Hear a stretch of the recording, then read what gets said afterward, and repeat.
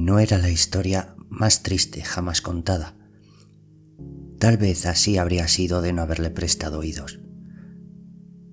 Ya cuando me enteré, languidecía, disolviéndose inexorable en aquel cementerio radioactivo de gas y polvo.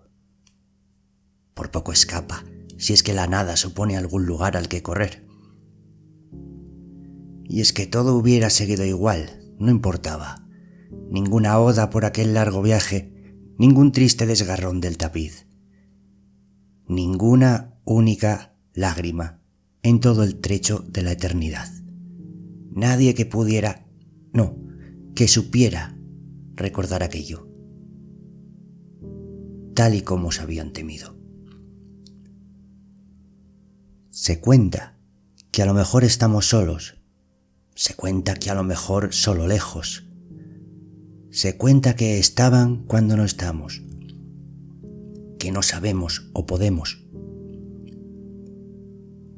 Yo quisiera invitaros a pensar que ya se había intentado todo, que una vez se hubiera sabido, se hubiera escuchado, descolgado el teléfono, pero al acudir no encontraseis otro yo, sino otro hoyo.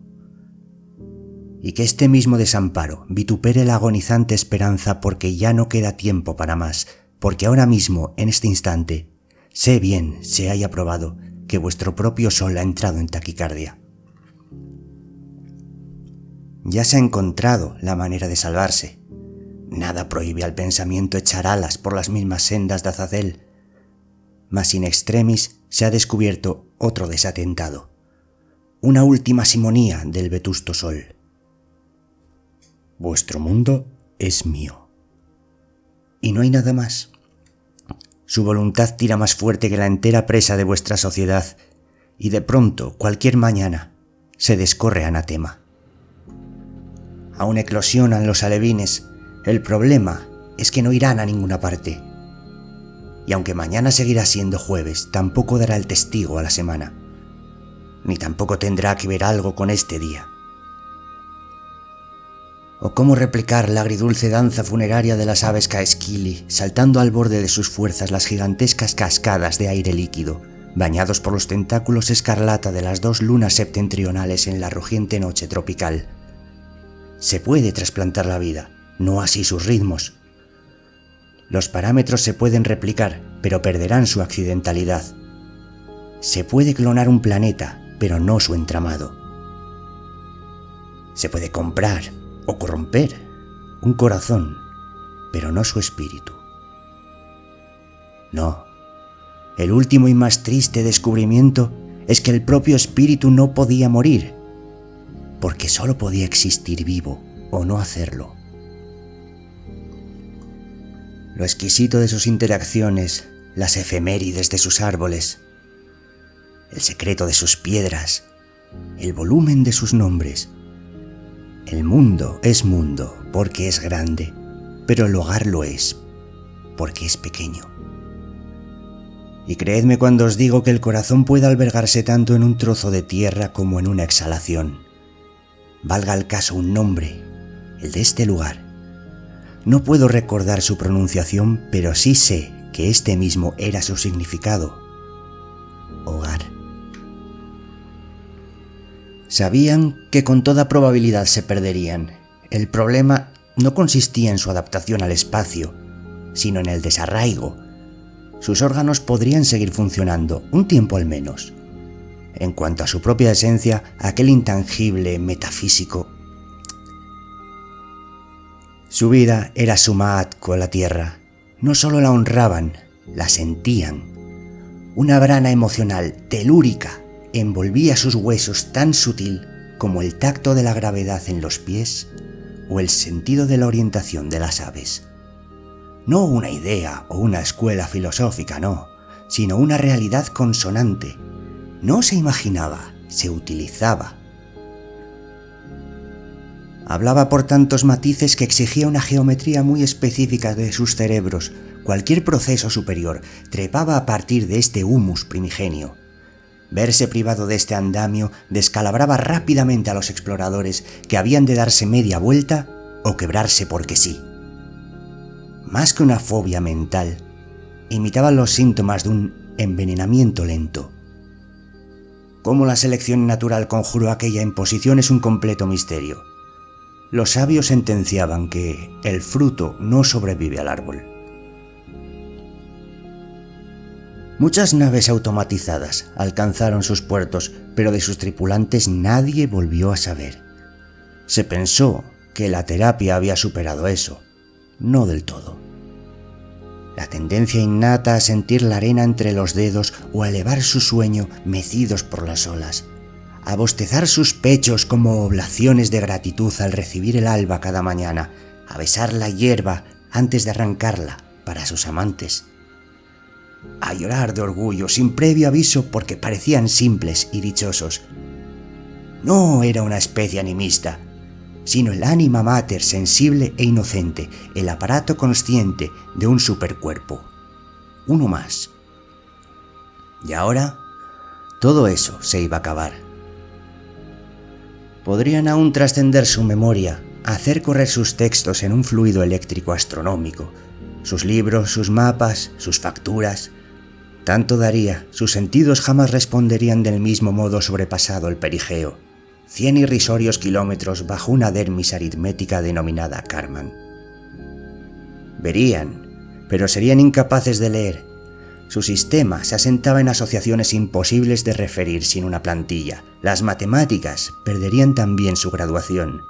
Incluso la historia, hilvanada en el simbolismo de la metáfora y el mito, se enfrascaría en el sueño de la razón tan pronto la negrura sideral tapiara aquellos moldes precocidos de la imaginación.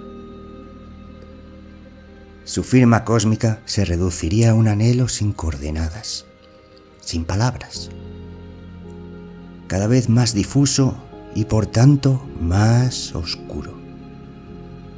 La obsolescencia de la oportunidad, la muerte de la duda, pues es forzoso recordar que tras haber sondeado los confines mismos de la gran inflación, sus instrumentos sentenciaron su absoluta soledad en aquel despropósito de poder. Semejante evidencia arqueaba la cerviz, pero no siempre hacia abajo. La resignación no era una marca de la casa. No podían ser solo ellos, únicos, últimos, ¿qué más da? Un pensamiento suicida. Quizá no funcionó. ¿Eso es todo? El hola y adiós de la inteligencia. El universo encargó un espejo para observarse y quebró su esfera descontento. Quizá por vergüenza, quizá por miedo, quizá por aburrimiento.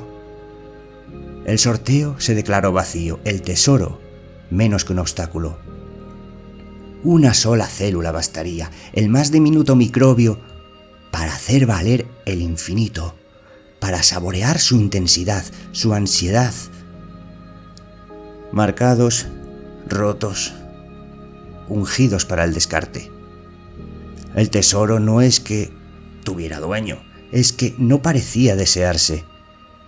Cada vez más, reflexionaron, la realidad parecía limitarse a los soliloquios espectaculares y obtusos de alguna entidad autocorrectora, embelesadoramente poderosa, quizá un demente. Lo que empezara por un arrebato pareció seguirse en un ramalazo, de lo paternal a lo doloroso, de vuelta al ostracismo, al ensimismamiento.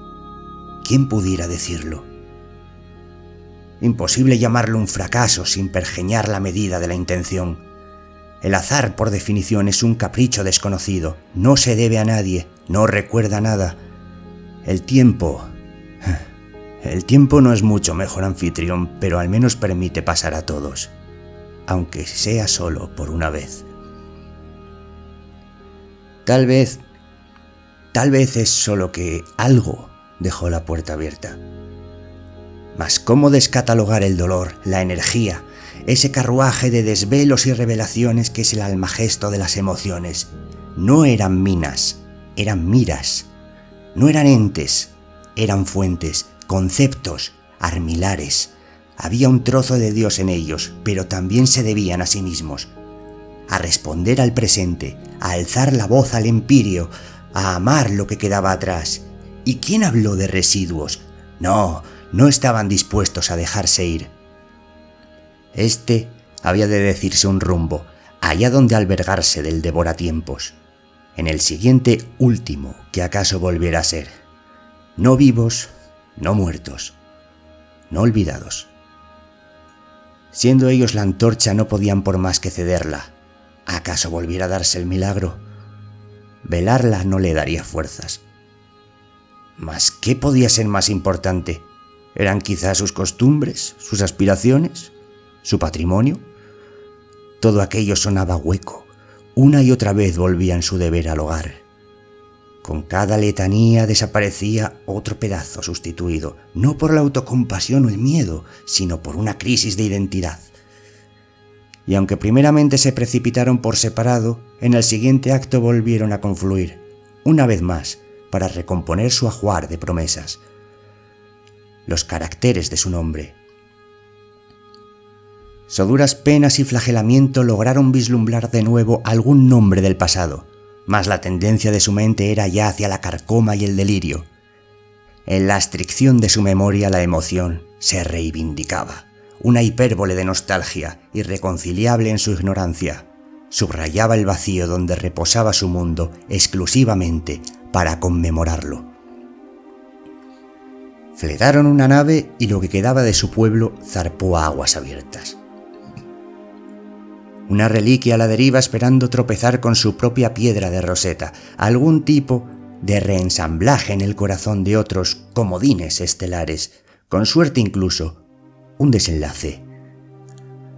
Tiritaban de emoción ante los desolados parsecs de espacio oxidado, pletóricos, sin embargo, ante la salvaje fortaleza de su hermosura.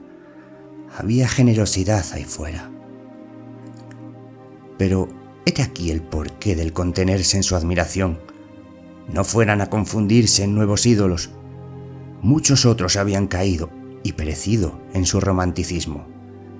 Existía un sacrificio en este esfuerzo, pues bien sabían que aún podían aspirar a la propia cúpula, abandonarse sin filtros, dejarse a la fascinación y fundirse con ella, solo por privarle de ella al universo. Congraciarse con la fatiga para que nunca existiera el reposo, ni la sed, ni su alivio, ni la libertad. Solo terquedad logarítmica y un esplendor inerte, pobre catarsis. Un exquisito plano, ni siquiera triste. El horizonte se fue haciendo más difuso y un día alcanzaron el mismo cerco de los cielos.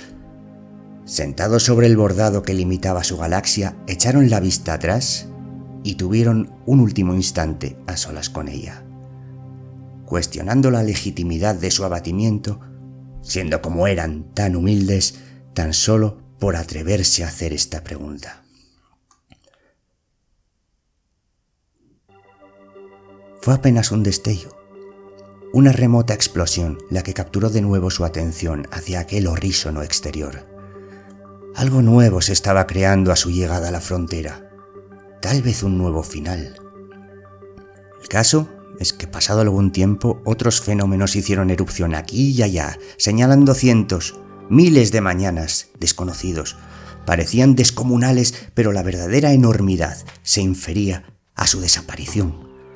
Otros puntos de luz concatenaban la celebración como minúsculas fichas de dominó. Ya lo habían visto antes. Así había desaparecido su mundo. Descubrieron los patrones, señalaron las islas y cayó la venda de sus ojos. A primera alerta alguien gritó: ¡estrellas! El sueño era más ambicioso, se trataba de galaxias. Había 100.000 millones de razones a lo menos para correr el riesgo, saltar en una carrera sin retorno, una caída de ultratumba. Se ahogarían antes de poder contemplar otro amanecer. Solo esperaban, como siempre habían hecho, contagiar a lo menos una parte de su memoria, inseminar su duda, cuando no su tormento en otros seres. ¿Acaso así les ahorraran semejante trance y la vida pudiera reconciliarse con otro espíritu, donde ellos habían dejado el suyo? Debían saber que el cosmos tampoco había tirado la toalla con ellos. La resignación se tornó aliento insuflado por un futuro aparecido de la nada. Fracasarían toda vez que trataran de dibujar su alegría. Aquella ilustración llevaba tiempo esperándoles. Si lo lograban, si en verdad otros llegaban a reconocerse en su sacrificio, lo habrían cambiado todo. ¿Quién sabe? Incluso el curso de las civilizaciones, de otra forma condenadas. Saberse solos los había destrozado. Ellos eran ellos. Ellos todos eran. ¿Quién puede hablar sobre la voluntad del cosmos? Saturno devoró a sus hijos y ahora Zeus los había hecho salir de nuevo. Rompieron a llorar por cuanto les esperaba, sabedores de que todos sus años de medranza se encogerían insignificantes ante las dimensiones de la nada que estaban a punto de acometer. Su destino aún parecía más antiguo que su propio origen, nebuloso y de un rojo primordial que hablaba por la virginidad de sus reactores. Nadie llegaría a andar bajo ese cielo. Unos pocos se quedaron, gravitando entre rincones familiares a la espera de alguna otra sorpresa. Pero aunque así fuera, aún habrían de esperar. Y esperar. Esperar a que el polvo volviera a engendrar oídos y la disposición atenta que les permitiera recibir la buena nueva. En cuanto a los que se fueron, ahora ya lo sabéis.